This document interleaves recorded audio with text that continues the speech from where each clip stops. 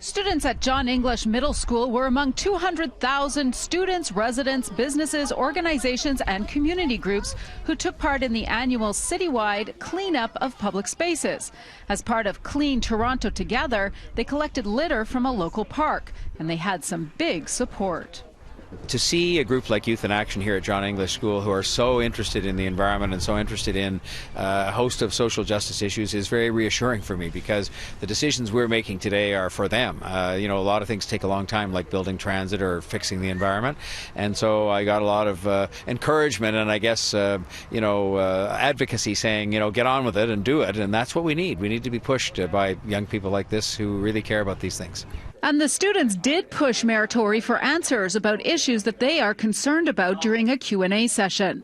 That have affected Lake Ontario, and it's a big problem. They asked about things like contamination of the beaches. We need to have those beaches open, which is why I've brought this program forward, and we've started on it to advance the day when we will have no sewage put into the lake, and therefore the beaches won't be closed by 10 years. And waste from the food industry. What happens is human beings don't change their behavior fast enough, nor do businesses sometimes, and so governments have to step in and regulate these things, which is what we have to do. And they questioned his plan on transit. Were the answers good enough for you guys? Yeah, definitely. I think that they were really, I think that he really elaborated. And if all that wasn't enough, these students are also trying to reduce the waste of textiles, more than doubling the amount collected by the average school, and a very important diversion from landfill.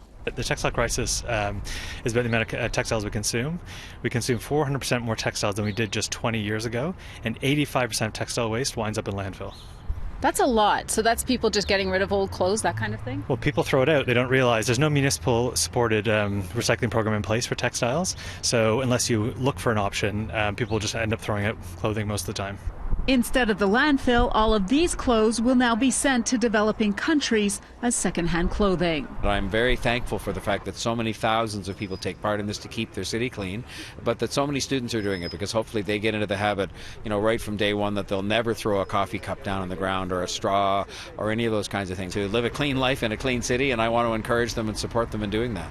Well, now that they got the park clean, the students will be continuing with their environmental efforts throughout the rest of the school year. In Etobicoke, Audra Brown, the City News.